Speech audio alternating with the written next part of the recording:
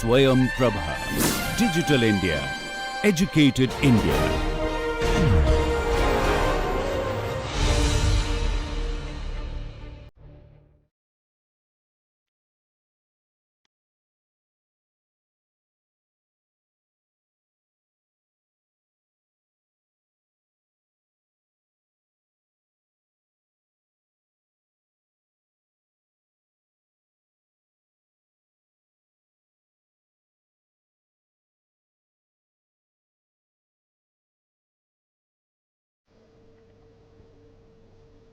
Good day everyone, welcome to the course on next generation sequencing technologies, data analysis and applications. In the last class we discussed SAM format, alignment section, some of the fields that are present. So, we will continue that and we will complete the SAM file format in this class, right. So, you will be able to completely understand what kind of information you have in that file. Okay. And if you are writing code, this will be very useful. You can process these SAM files and you can extract some information. For example, you want to identify the genetic variants from your mapping or other kind of information, you will be able to extract those by writing codes. Okay.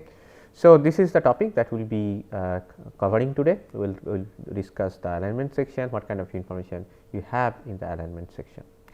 These are the keywords, mandatory fields and optional fields. We have already started discussing the mandatory fields, right. So, we have discussed first 6 fields and this is where we ended in the last class, right. So, we talked about Seeger strings and we have seen what kind of letters we use to represent Seeger strings, right. So, what we will do is we will actually look or interpret the Seeger string from the real data, real output file, and we will understand what information you have in this Seeger string. Okay. So, you have these letters, but you also have some numbers, right. So, what kind of why do you add those numbers, what do they mean, we will explain when we actually go to the real data set. So, moving on to field 7, we have something called R next. Okay. So, up to field 6 you are getting alignment information for the read itself. Okay. So, the read that we are working with, the queue name, right, that information is up to field 6. Okay. From field 7 onwards, if you are dealing with paired end data, it will give you information about the mates alignment. Okay. So, you have read 1, read 2. If you are looking at read 1, up to field 6 you will get alignment information for read 1, but from field 7 onwards you will have alignment information for read 2. Okay. So, the R next means name of the reference sequence where mates alignment occurs, right. So, similarly to similar to the this ref NC some number, right. So, here you will also get some reference sequence name or ID, right, that will be in field 7. So, this will be actually set to equal to sign, right. So, this will mean if the mates reference sequence is same as the reads reference sequence, right. So, if this reference sequence name is same as R name, right, this is the reference. So, they are mapping to the same chromosome, right, or same reference genome, right, that kind of information will be given here. So, this is set to star, right, if there is no mate, if you are dealing with single end data, this is not present. Okay. The next field is field 8, this gives you P next. So, this is again POS equivalent for the mate. Okay. So, this is giving you the position of the mates alignment in the reference track. Again, it is based on one base positioning system, right, that we just described, right, and this is again describing the leftmost characters location in the mates alignment. Okay. So, leftmost position. So, as you can see, this is kind of consistent for POS as well as for P next. Okay. And it is set to 0 if there is no mate in the data, right. So, this is if I just highlight that this is the position that you get, right. So, if you have read 1, read 2, this is the position that will be represented in P next, right, the coordinate system, right. Again, this could be some number we have seen in the real data in the last class, the POS, right, it has some number. So, here will you will also get some number. Okay. So, what about field 9? Okay. So, field 9 actually gives you something called the signed observed template length or fragment length. Okay. So, this is important, right, if you are dealing with paired end data, you want to probably generate what kind of fragment length you got from your experimental procedure, right. So, when you fragment the genome, you want to know what kind of fragment length distribution you got, and that information could be useful, right, for the next time you want to prepare an sequencing library.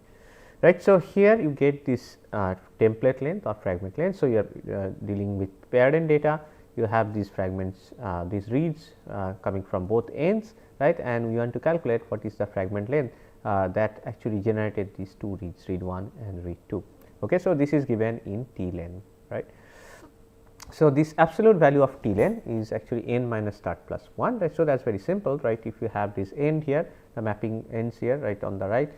So, you have this n and then you have the start. So, we can take this example, right. So, that will be easier to understand, right. So, end means this is probably the end, right, this is the end position and this is the start position here on this side, right. So, this is n minus start plus 1, that would give you T len. Okay. Now, so one of the things you probably have noticed, it says signed observed template length. Right. So, we have calculated T len, right, this is a positive number, but we will also have to have a sign. Okay. So, there is a plus sign, minus sign, and you will understand why we need a sign. Okay. Because we are dealing with paired end data, one of the reads will get a plus sign, the other read will get a minus sign for the same T len, right. This is important to actually figure out which read is occurring upstream of which read, right. So, whether read 2 is upstream of read 1 or read 1 is upstream of read 2, right, that information you can gather from this sign of T len. Okay.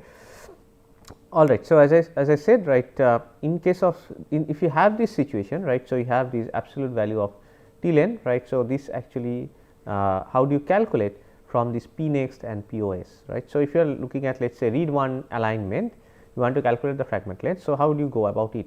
So, remember this POS gives you the leftmost position here and P next gives you the leftmost position here, right. So, you get this absolute value of P next minus POS plus the length of read 2, right. So, here you get the leftmost positions in the coordinate system, right, and then you have to add the length of the read 2. So, based on these sum of these fields, you can calculate the T len value.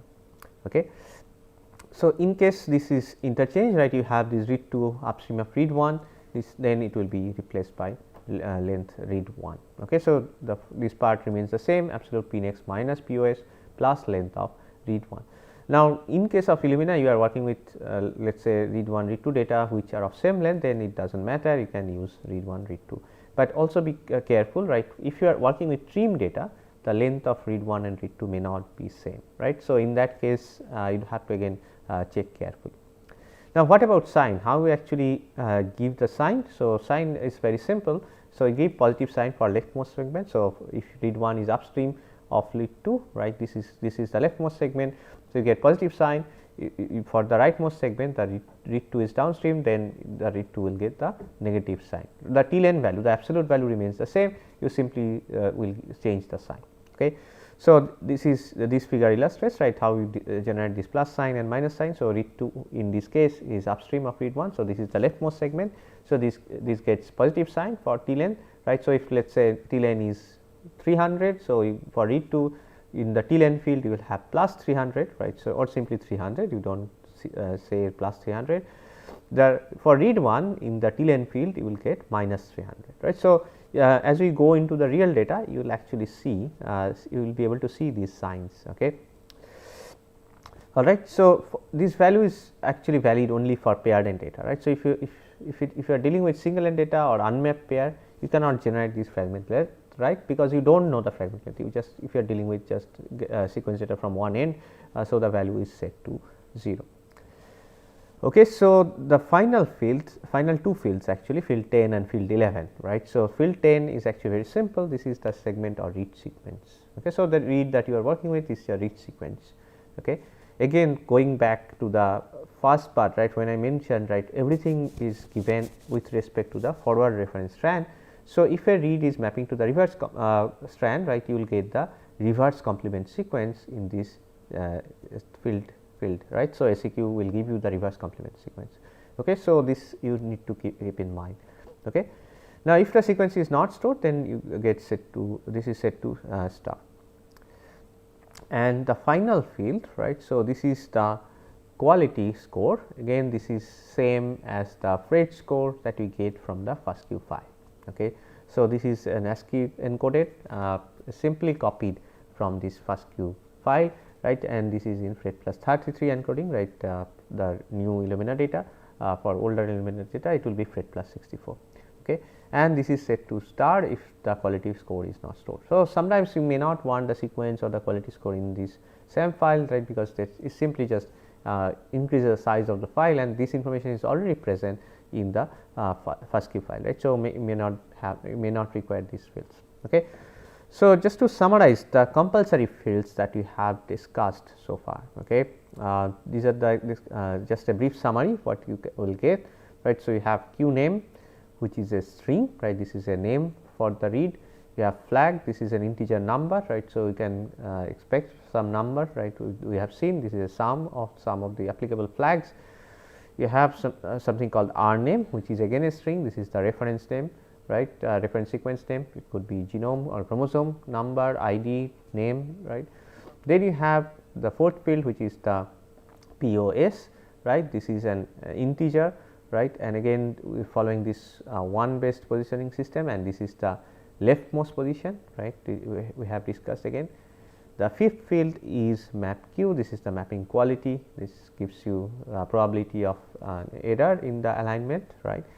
And then finally, field 6 is the Seeger string. Again, we have seen at least described how this Seeger string is derived, right. What these letters mean, you have described some letters like M, I, D, H, S, etc. Then you have field 7, which is the R next, right. This is describing these two fields, next two fields, they are describing the alignment of the mate in case of paired end data, right. So, if you have single end data, you will not get any value, right. So, R next gives the string. So, this is set to equal if it is same as R name, right. So, R next and R name they are equal, then you will get this equal sign. Then P next is the position, right, of the mate in the reference sequence, and we can derive the fragment length, which is given in the 9th field, right. So, this is T len. Again we have described how we actually derive this T len value. And final two fields, these are simply giving the sequence of the read or reverse complement and the quality score that comes from the FASTQ file. Okay, so, what we are going to do is we are now going to go into the file, and we are going to check these fields, right, and then how they look like. Okay.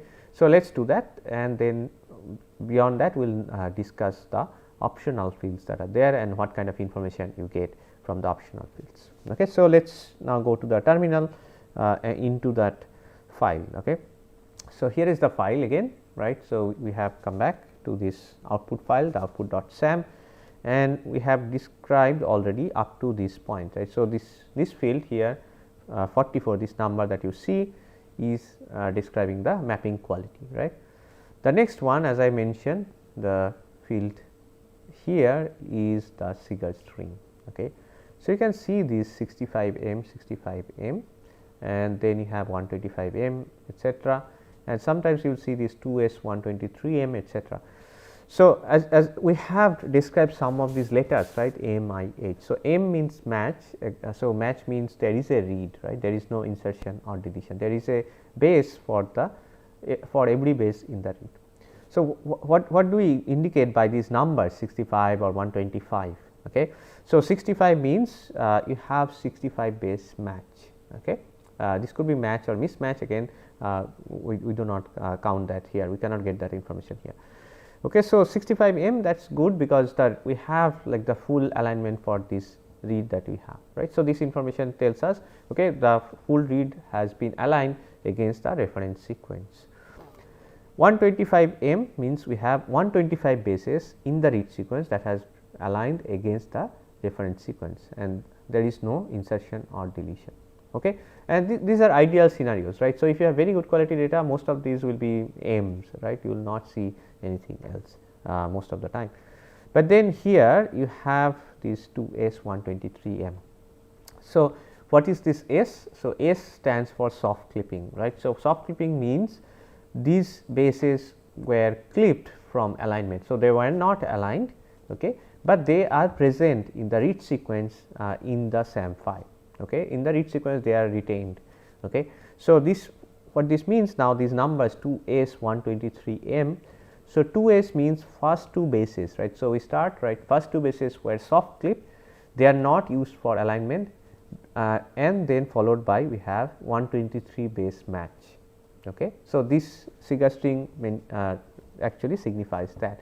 Okay. So, these two S or S will appear if you are going for local alignment. You will see a lot of these S signs, means there will be a lot of soft clipping because you are going for local alignment. Okay.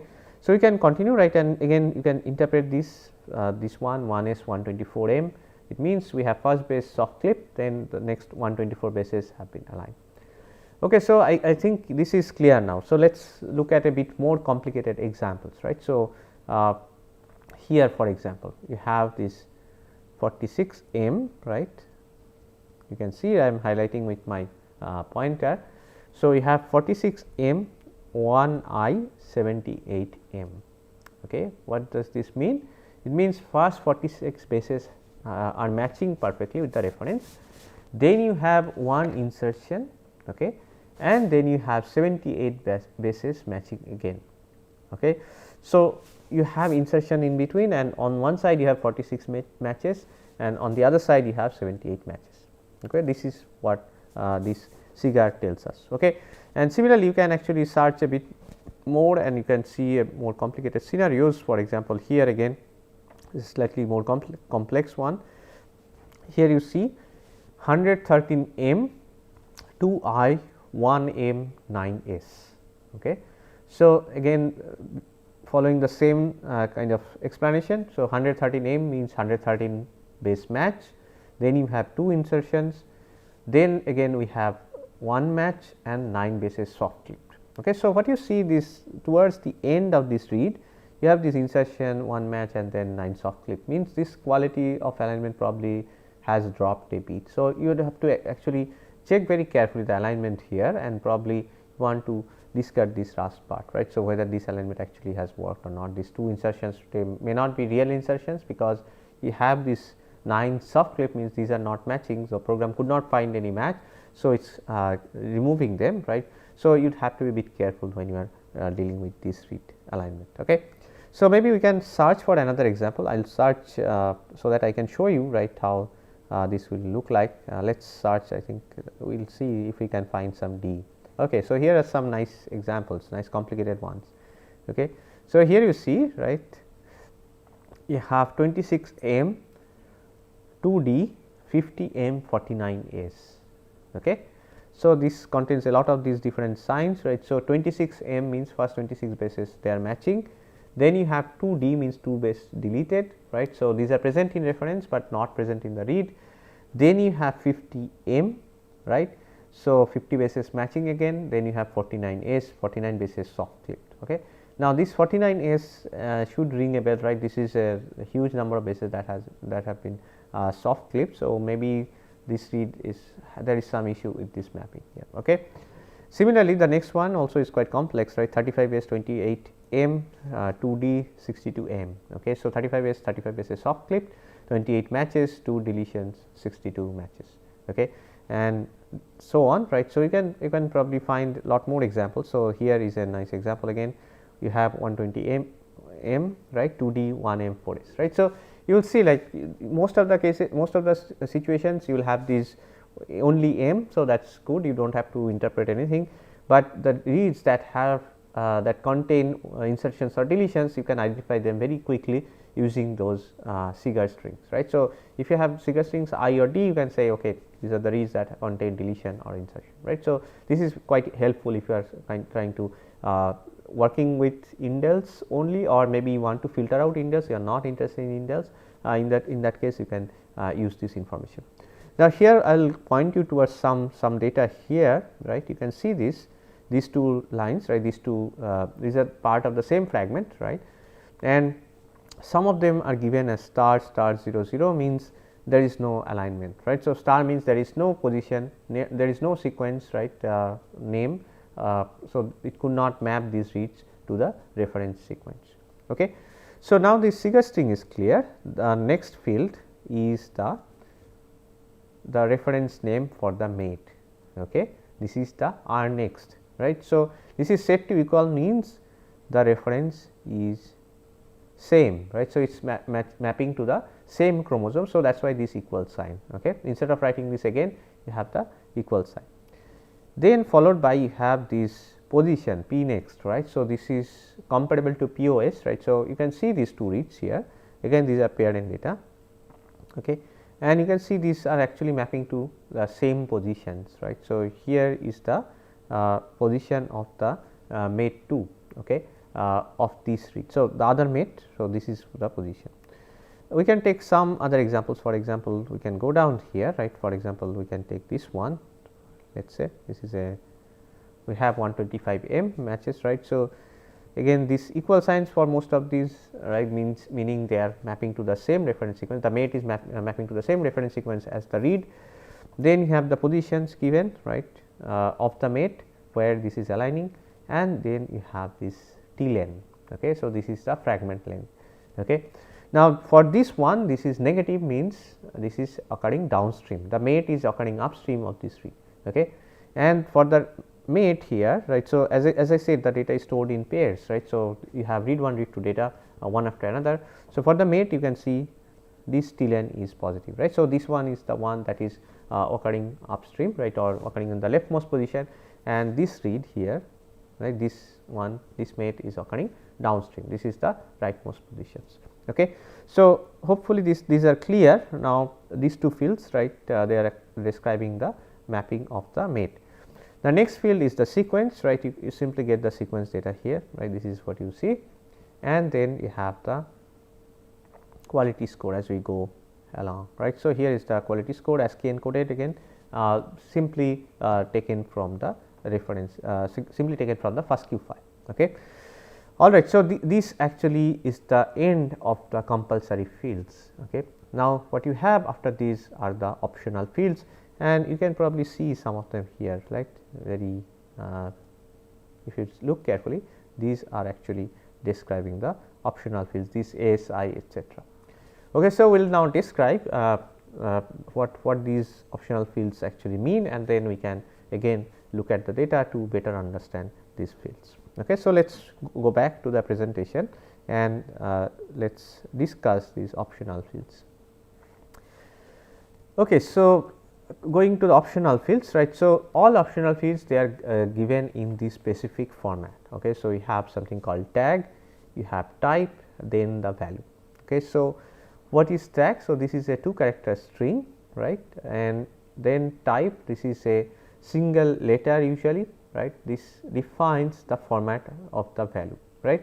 So, whether the value is an integer, whether the value is a string, that information will be given in this type field. Okay. So, then there are specific tags that we use to describe the alignment or the mapping. Okay. So, here is the first one. So, notice carefully, this is given as AS colon. So, that is the tag, right. Then you have the I, means we can expect an integer in the value which is given here within this less than greater than sign n, right. So, here we will get a value. So, as I, so I means integer. So, we will get an integer value in place of n. Okay. So, this gives us an alignment score, right. So, and this is present if you are working with aligned reads or aligned data. Okay. Now, this alignment score, right, better score, higher score means you have better alignment or better matches, right. Then you get something called excess I n. Okay. Again, this is an integer field, right, I means integer. So, you get a number. Now, what you get in excess is the alignment score for the best scoring alignment found other than the primary alignment. So, S actually is the reported alignment, right, that alignment that is reported, the reference name, the position, this is the primary alignment, right, where the alignment has happened, that gives us this alignment score AS. But sometimes reads can map to multiple positions, right. So, that is why you get these alternate alignment scores, right, or these are the secondary alignments that are reported. Okay. And this will be given when you have more than one alignment for the read in the reference sequence. Okay. So, this is something we may have to be careful, right, when we are processing this SAM file. We may have to carefully check whether there is alternate alignment, whether they are mapping to multiple positions in the genome, because that can also influence some of the downstream analysis. Then you have this YSI, right. So, this is again alignment score for opposite mate in the paired end alignment, right. So, this if you are working with paired end data, you will get this information. Okay. Then you have something called XN, okay, and the number of ambiguous bases in the reference covering this alignment. So, again these are all I means integer numbers, right.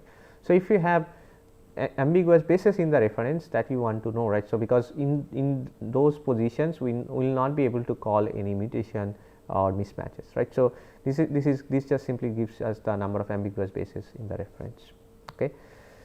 Now, following this there will be this very important information that actually describes the alignment, whether there are mismatches, etc. Now, one thing you should remember, right, we may not see all these fields in the data. Again, these are optional fields. So, in some cases you may see XN, you may not see XN, right, if there is no reported value. If n is 0, this may not be reported. These are optional fields for a reason, right. So, you will see maybe some of them and not all. Okay, so, the next one is something called XMIN. Again, it is an integer and it actually gives us the number of mismatches in the alignment. Okay, so, if you compare the read against the reference sequences, how many mismatches you have in the read. Okay.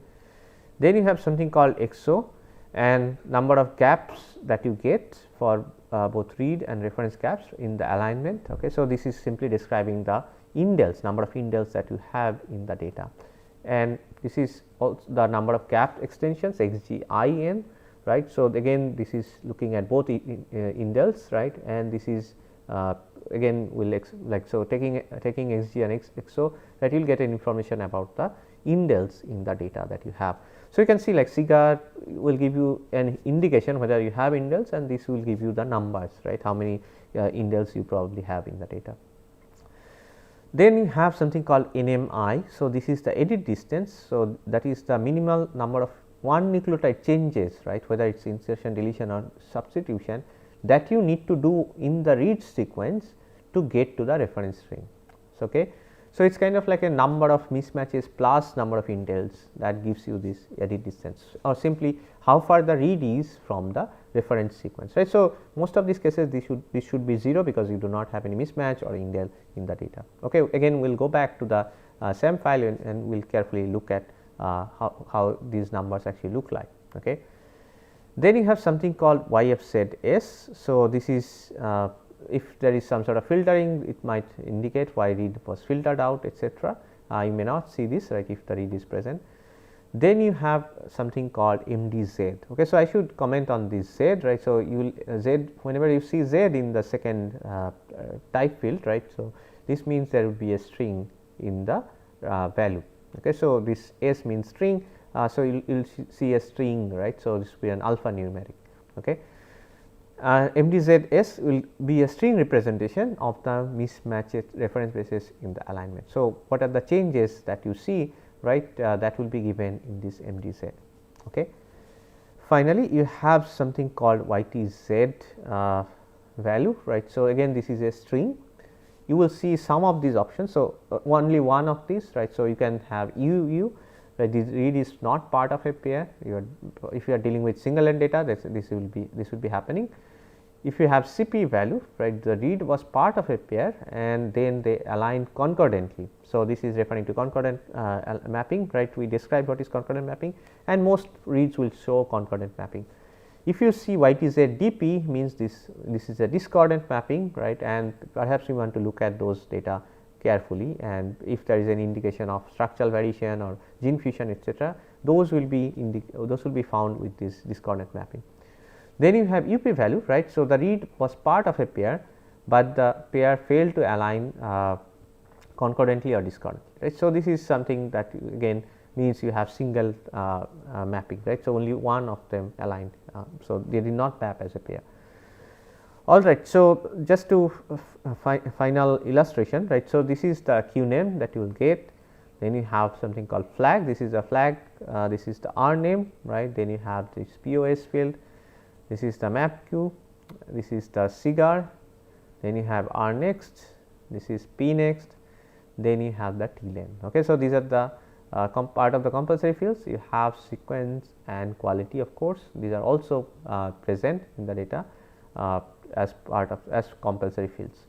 Then following that you have these optional fields, okay, and you get this different characteristics, right. So, that describe the alignment. Okay, so, what we are going to do, we will go to the file now, the terminal, and look at the actual data, actual output data, and see how these look like, these optional fields. So, we have seen up to the compulsory fields. So, we will now check how these optional fields look like in the real data. Okay, so, let us move here, right. So, you see this here, okay, and you can see these numbers, right. So, you can see ASI 127, this is the alignment score. There is no excess, so means there is no alternate alignment found. So, this is a unique mapping. Then you have this XMI, right. So, XNI is 0, there is no ambiguous base in the reference. You have XMI 1 means you have one mismatch. XOI 0, XGI 0 means there is no gap, right, no indel, right, in the data. NMI is the edit distance. So, what will happen is that XM plus XO plus XG, these numbers will give you the NM. Okay. Then you have description of this mismatch that is found, right. So, if you carefully look at this, so this is 30T36, right. So, that means you have this so the length is 67 here, right. If you come to the same read data, we just go into this field, it is 67, and that MDZ means 30T36. Okay. So, 30T means you have 30 bases that are matching exactly, then you have a T mutation, right, and then you have 36 base match. Okay.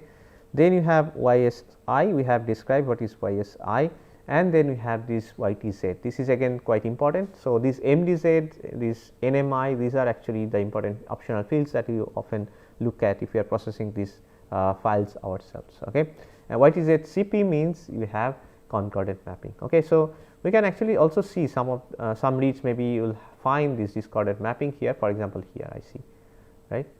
So, in here you can see these two reads, right. So, you have these YTZ DP reads, right. So, they are actually showing discordant mapping. Okay. So, maybe we can also find out the reason why they are showing discordant mapping, whether mapping to two different reference sequences or two different reference chromosomes, right. So, the chromosomes are reference sequences here, or they are mapping too far away from each other, right. So, here actually this they are mapping to the same chromosome. So, these are the two reads here, right. You can see they are mapping to the same chromosome because of this equal sign, but they are too far from each other. So, 843. Now, the default option is 500. So, maximum distance that is allowed is 500 in Botai2. So, you can of course change this using this minus x option when you run Botai2.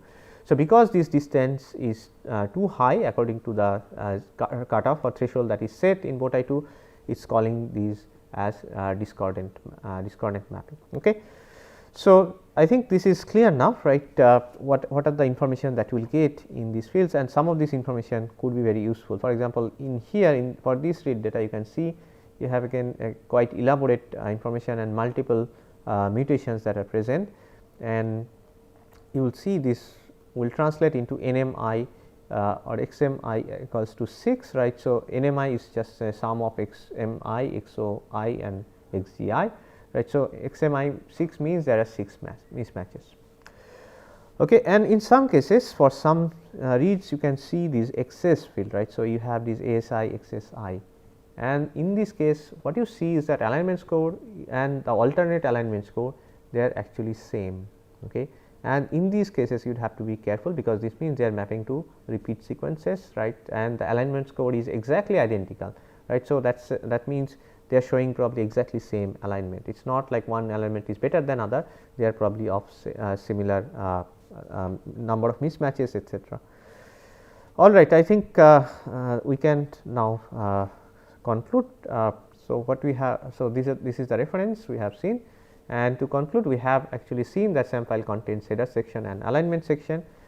For each alignment, the SAM file shows the location of alignment, the quality of mapping, as well as mapping of the mate if you are dealing with paired end data.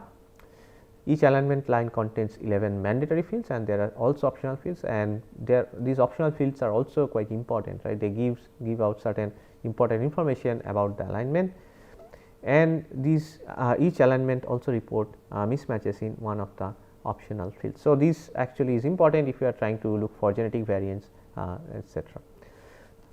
That is it for today. Thank you.